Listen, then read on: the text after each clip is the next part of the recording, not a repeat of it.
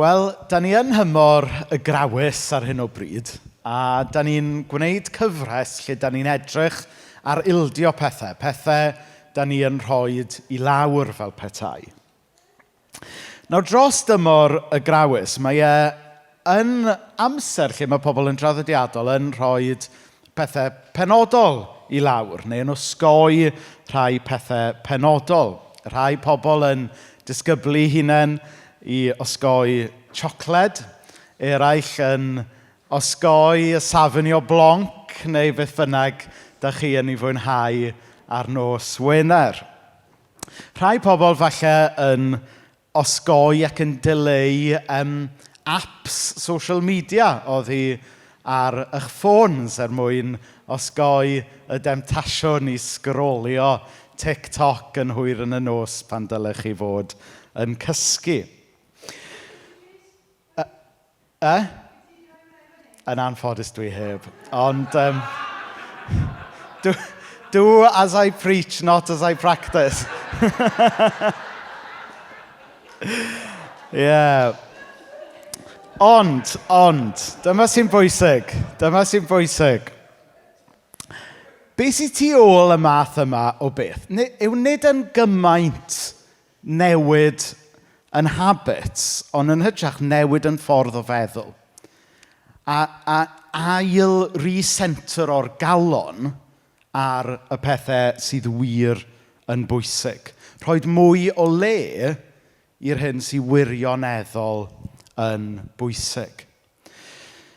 Dwi'n cofio slawer dydd, dwi ddim yn digwydd gymaint, ond chybod weithiau pan oedd eich cyfrifiadur chi jyst yn mynd yn araf a jyst yn stopio gweithio, ac oedd jyst angen gwasgu reset, ac oedd popeth yn iawn eto. Wel, weithiau mae'n bywydau ni'n gallu teimlo felly yn dydy. Mae pethau'n mynd rhy chaotic, pethau'n mynd rhy brysur, a mae angen gwasgu reset. A mae tymor y grawys yn gyfle, yn wahoddiad gan Dduw i wasgu reset ac i ni ail ganoli ar yr hyn sydd wir yn bwysig.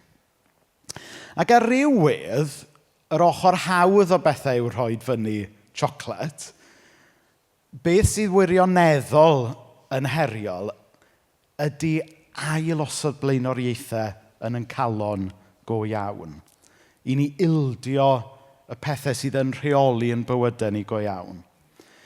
Ac un o'r pethau da ni'n mynd i edrych yn y bore yma ydy i ni ildio'n disgwyliadau ni, mwyn i ni gael disgwyliadau gwell gan yr arglwydd.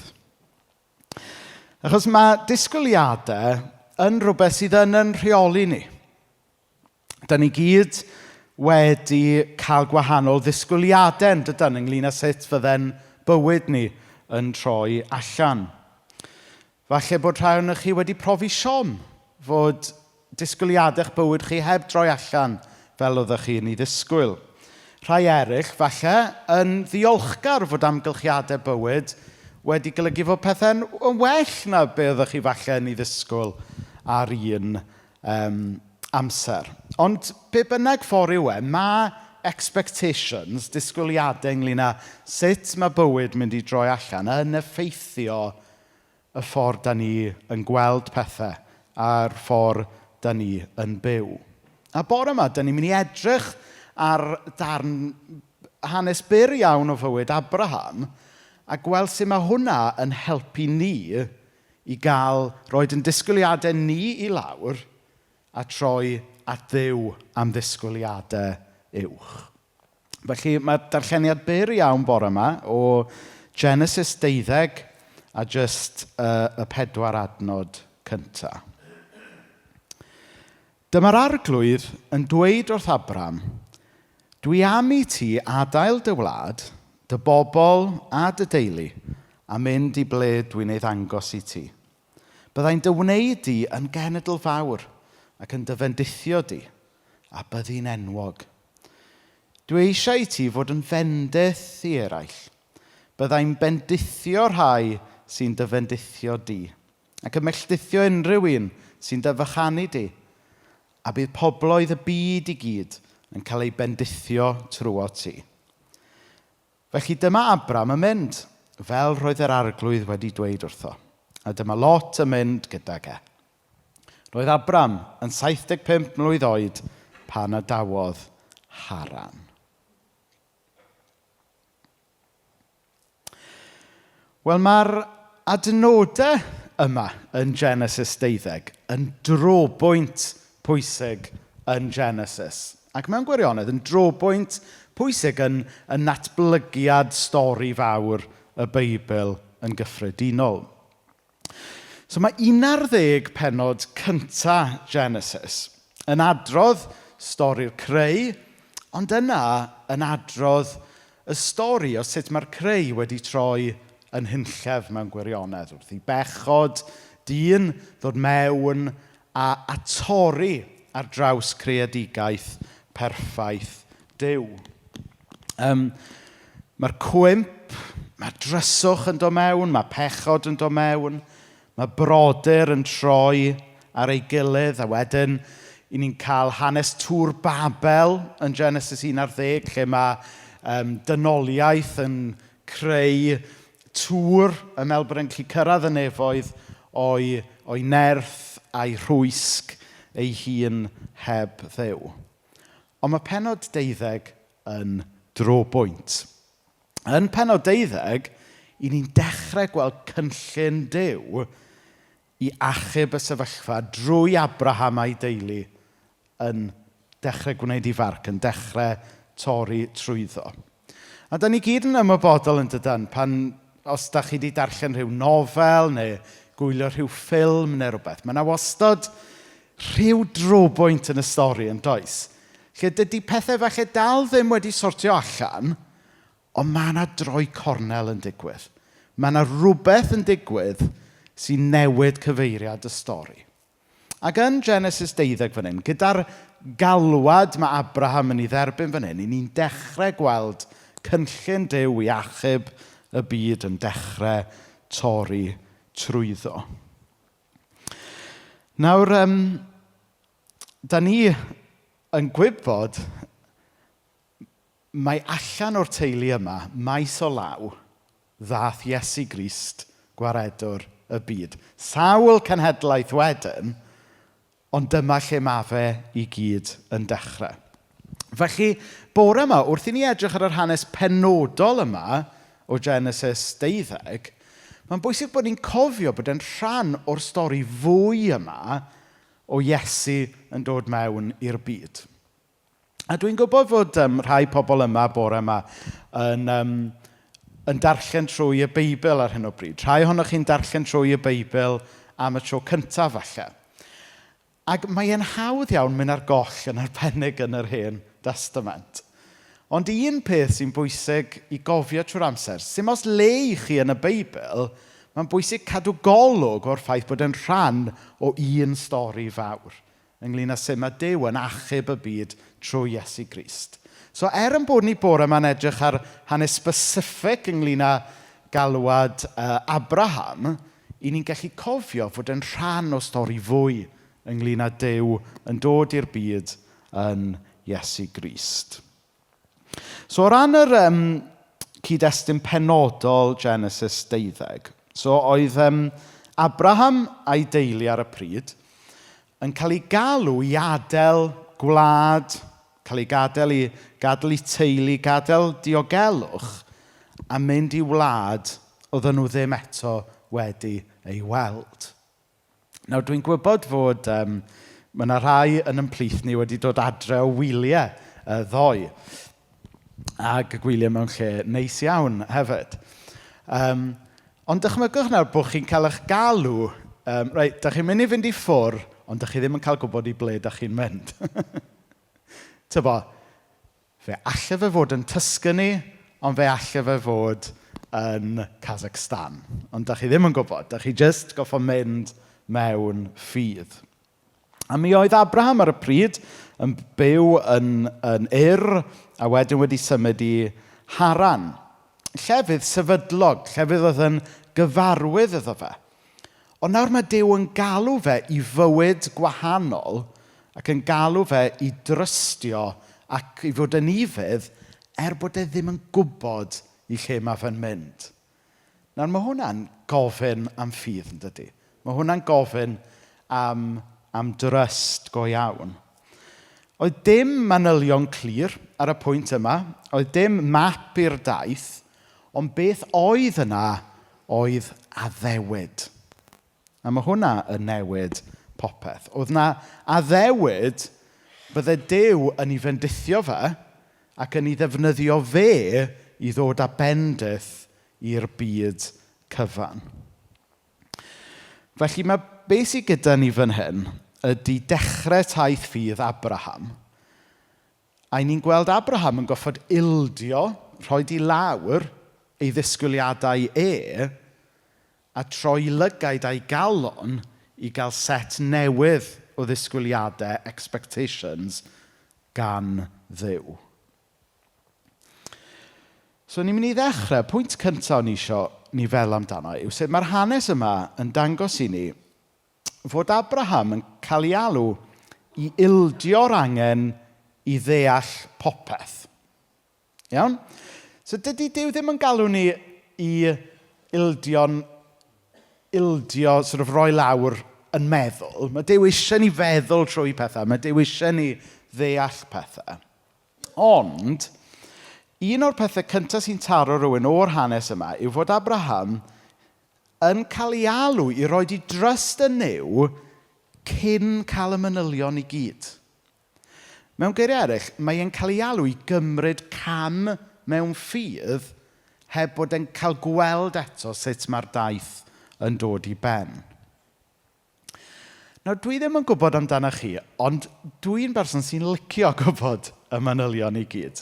Dwi'n licio gwybod beth sy'n dod nesaf. Dwi'n licio gwybod lle da ni yn mynd. Ac dwi'n meddwl, fel Cymru, da ni yn licio y manylion. Da ni'n licio manylion ynglyn â pawb a phopeth. Os da ni byth yn cyfarfod rhywun fel Cymru, ni eisiau gwybod pwy yw dy dadu, o lle ti'n dod. Ni eisiau gwybod yr minor details ynglyn â pawb. Pwy yw dy second cousin a o ia, o'n i yn coleg efo mab dy second cousin ac yn y blaen. Ac a i ddweud gwir, mae'r digrifwr, y comedian Ellis James, wedi portreadu hyn yn wych, falle bod rhai o'ch chi wedi gweld e. Ac os chi'n gofyn i rywun o Loegr o lle maen nhw'n dod, maen nhw'n dweud, I come from the Midlands, neu I come from Yorkshire, I come from London. Dwi'n chi'n gofyn i rywun o Gymru o lle maen nhw'n dod, a maen nhw fel, do you know the Glynturog Arms? Well, take the next left, a wedyn, da ni yn specific iawn ydydan. Da ni'n licio gwybod y manylion i gyd. Gyda ni rhyw obsesiwn falle ynglyn â gwybod y manylion i gyd. Ond mae Abraham yn yr hanes yma'n cael ei alw i drystio i roi di ffydd yn Duw cyn cael y manylion i gyd. Mae'n cael ei alw i roi di ffydd yn Duw pan dydy'r destination ddim eto yn glir. Mae'n cael ei alw i fynd lle mae Duw yn dangos y ffordd. Mae'n cael ei alw i trystio'r daith, trystio'r cynllun i Dduw, heb bod ei hun eto gyda'r details i gyd. Dim manylion, dim sicrwydd, dim sôn bod na wyneb cyfeillgar mynd i fod pen arall y daith. Mae'n cael ei alw jyst i fynd. Allan o dryst, allan o ffydd. A weithiau, dwi'n teimlo, fel o'n i'n dweud ar y dechrau, mae yn bwysig bod ni yn deall yn ffydd a bod ni yn, reslo efo'r Beibl, darllen llyfrau da sy'n esbonio Cristnogaeth i ni ac yn y blaen. Ond mae rhaid ni hefyd ddal hwnna mewn tensiwn gyda'r ffaith bod rhesymu ar meddwl dim ond yn gallu mynd ar rywun hyn a hyn o'r ffordd. A mae yna bwynt yn dod lle mae rhaid i chi gymryd cam o ffydd. A mae rhaid i chi drystio hyd yn oed bod chi ddim gyda'r holl atebion i gyd mewn lle. Rhan anatod o daith ffydd ydy ildio'r angen i wybod popeth a trystio fod Duw gyda fe. Achos os chi'n meddwl amdano fe, pechod gwreiddiol Adda ac Efa mewn gwirionedd oedd bod nhw eisiau gwybod popeth. Bod nhw eisiau gwybod ar yr un lefel a Duw yn gwybod popeth. Ac nad ydy Cristnogaeth yn gofyn i ni gael ffydd dall, mae ffydd, by definition, yn gwahodd rhywun i ymddiried, yn gwahodd rhywun i drystio, i gymryd cam o ffydd, hyd yn oed pan da ni ddim yn gwybod y manylion i gyd. Ac wrth baratoi y neges yma, ges i'n atgoffa am ddyfyniad enwog gan Anslem ar chesgob Caergaint bron i 1000 o flynyddoedd yn ôl. Na ddweud fel hyn, a dwi'n mynd i mwrdro'r Lladin, siwr o fod. Credo unt intelligam. I believe in order that I may understand. Rwy'n credu mwyn i mi allu deall. Da ni yn y byd modern, sort of yn rhoi y ffordd arall rownd ydyn ni, meddwl bod angen i ni ddeall y cyfan a wedyn falle na'i gredu. Ond mae yna berthynas fwy dynamic, actually, rhwng credu a deall. Rwy'n credu mwyn i mi allu deall. Mae rhaid i ni ildio yn angen i ddeall popeth mwyn i ni allu dechrau credu, a wedyn, wrth i ni dyfu mewn ffydd, yn raddol, fe ddaw pethau da ni falle ddim yn ei ddeall yn llawn yn fwy clir. Newn ni ddysgu oddi wrth ei gilydd. Newn ni ddysgu wrth reslo efo'r Beibl efo'n gilydd.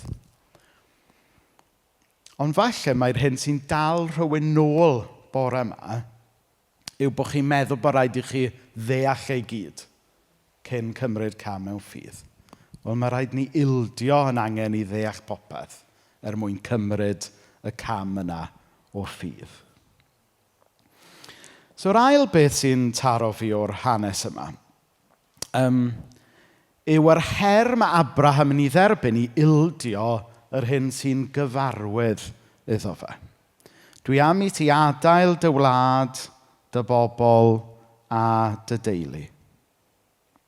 A dyn ni ddim yn siarad fan hyn am rhywun yn symud o Ben y Groes i Gaernarfon, neu symud o un ochr o'r dre i ochr arall. Ond ni'n sôn am adael popeth oedd yn diffinio pwy oedd Abraham. I wlad, i bobl a'i deulu.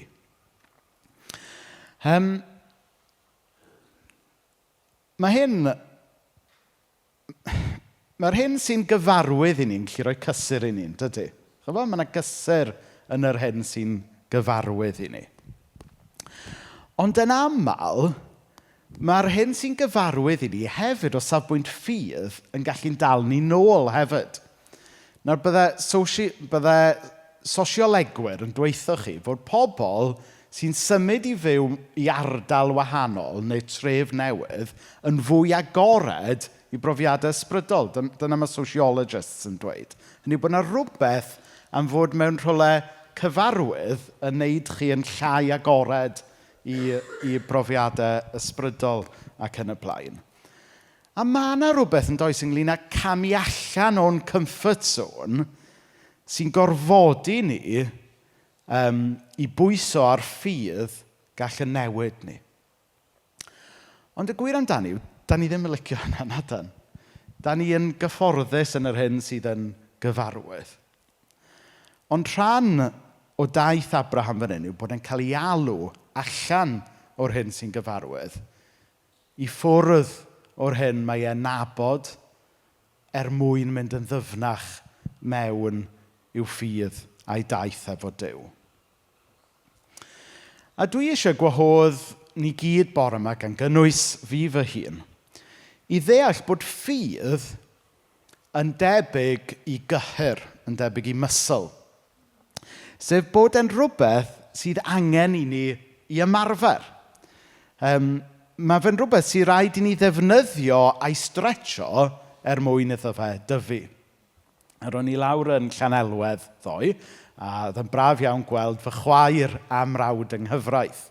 Ac i chi sy'n adnabod Aron, fy mrawd yng nghyfraith, mae e'n mynd i'r gym yn ddeddfol pob dydd. A mae o'n gawr o ddyn. Mae o'n fysls trwyddo fe yn wahanol i fi, i frawd y gyfraith. A mae'n dipyn o Mr Muscle erbyn hyn, achos bod wedi bod yn, nid Mr Muscle fel glanhau'r bathroom, chyfo? Mr Muscle go iawn, ie. Fi di'r Mr Muscle glanhau'r bathroom. Ond, hynny, mae o'n gawr o ddyn erbyn hyn, achos bod wedi bod yn ymarfer. A mae gyhyrau fe wedi cael ei gweithio, a mae gyhyrau fe wedi tyfu. Reit, digon o siarad am gyhyrau fy mrawd yng Nghyfraith. Ond chi'n deall y pwynt, dydych. Mae ffydd rhywun peth. Mae ffydd angen cael ei stretcho. Mae ffydd angen cael ei brofi mwyn iddo fe dyfu. Os byddwn ni ddim yn rhoi yn ffydd, os byddwn ni ddim yn stretcho'n ffydd, os byddwn ni ddim yn gobeithio am bethau mwy, os byddwn ni ddim yn byw bywyd mewn ffordd sy'n gorfodi ni fyw mewn ffydd, yna bydd yn ffydd ni ddim yn tyfu. Bydd e'n aros yn fach ac yn wantan. A mae Abram yn cael ei alw yn yr hanes yma i stretcho ei ffydd, i fyw allan ei ffydd, a drwy hynna byddai ffydd yn tyfu dros amser. A mae'r un peth yn wir amdano ni. Os fyddwn ni yn byw bywyd cyfforddus, os fyddwn ni'n byw bywyd just mewn man cyfforddus, yna bydd yn ffydd ni ddim yn tyfu. Ond os newn ni wthio'n hunan, os newn ni gamu allan mewn ffydd, yna bydd Duw yn tyfu yn ffydd ni fel muscles fy mrawd yng Nghyfraith. Dyna y trydydd peth o'n i eisiau ni feddwl amdano. Yw fod Duw yn galw Abraham ac yn galw ni i ildio, i roed i lawr, y bywyd falle oedden ni wedi ddychmygu.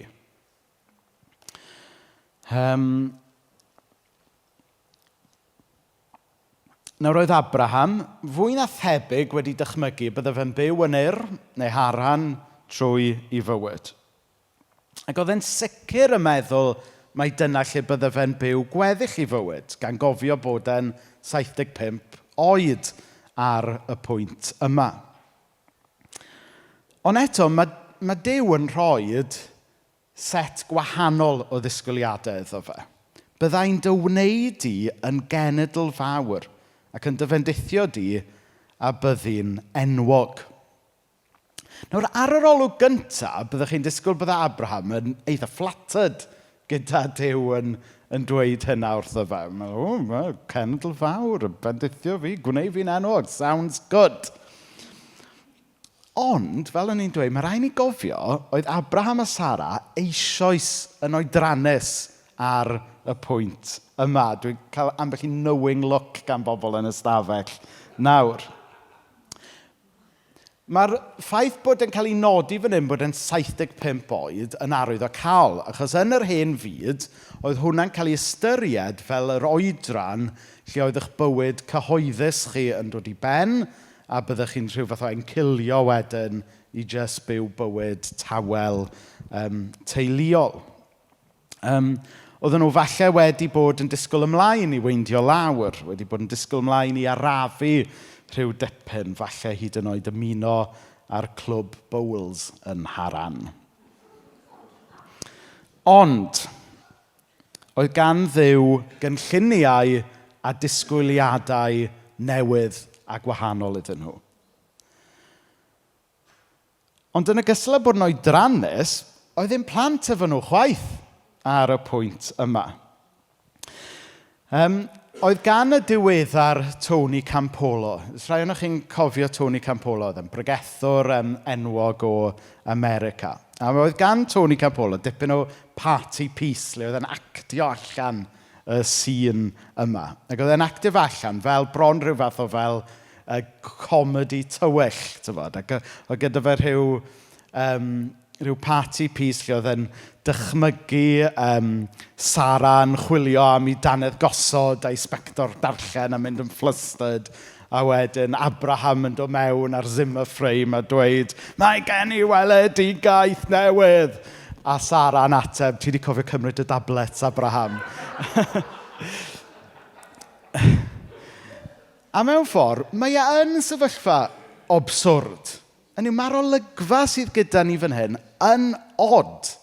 Gyda chi bar hŷn, lle fyddai bywyd cyhoeddus nhw fel arfer yn dod i ben, byddai disgwyliadau nhw wedi mynd â nhw i fan hyn, ond eto mae Duw yn rhoi set newydd o ddisgwyliadau iddyn nhw. Mae Duw yn newid y stori. Mae Duw yn rhoi galwad newydd a gwahanol iddyn nhw.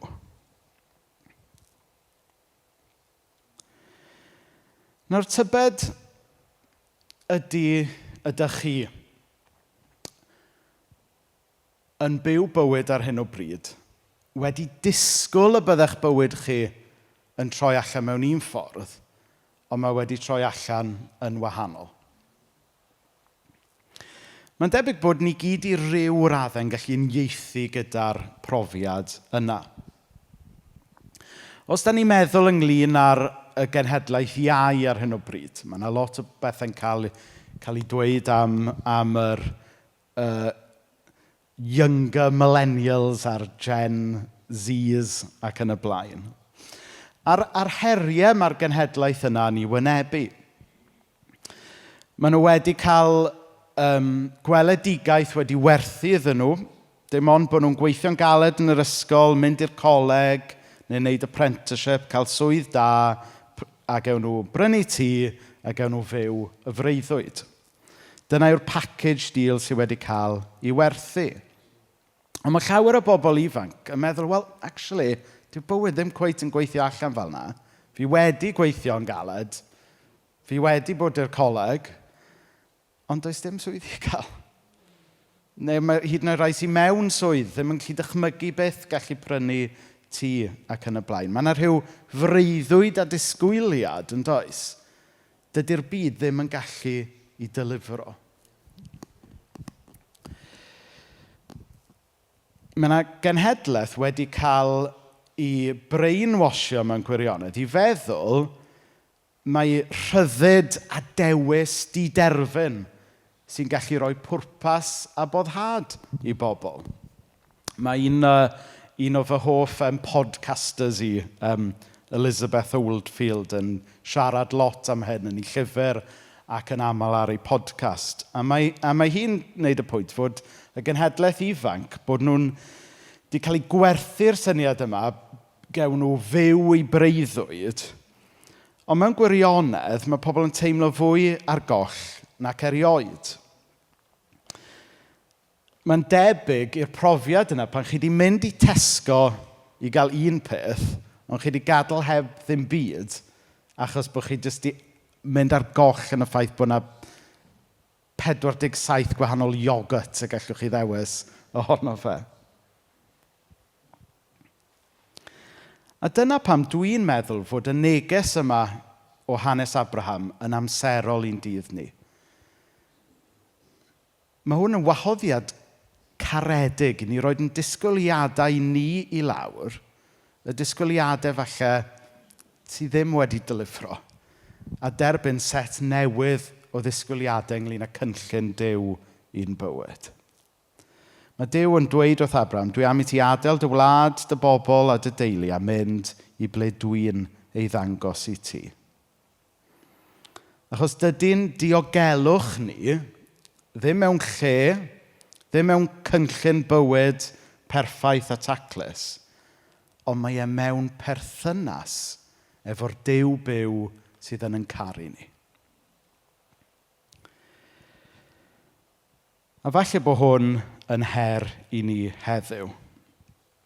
Ddim i ni geisio adeiladu'n bywyd mewn ffordd diogel a cyfforddus ar yn telera i ni, ond yn hytrach i ni roed yn disgwyliadau ni i lawr mwyn dilyn galwad Duw i'n bywyd ni.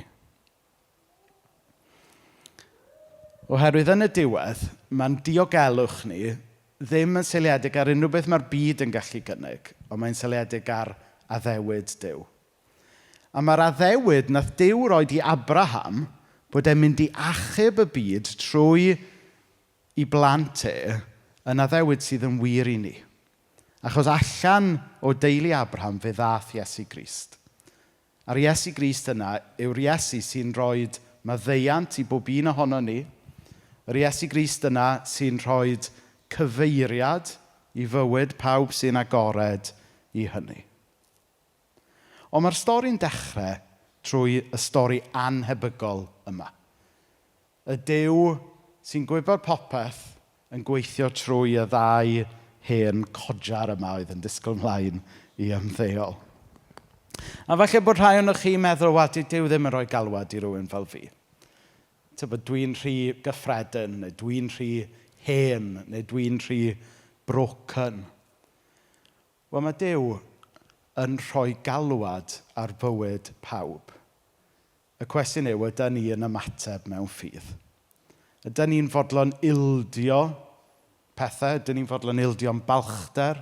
Ydyn ni'n fodlon ildio yn disgwyliadau ni mwyn dilyn llwybr Duw? Fe aeth llwybr Abraham a fe i le newydd. Mae llwybr Duw dros yr wythnosau nesaf mynd i fynd â ni yn nes a nes at y groes. A dyna lle dyn ni yn mynd nesaf at fwrdd y cymun. Ond cyn i ni wneud hynny, gawn ni gyd blygu pen mewn gweddi.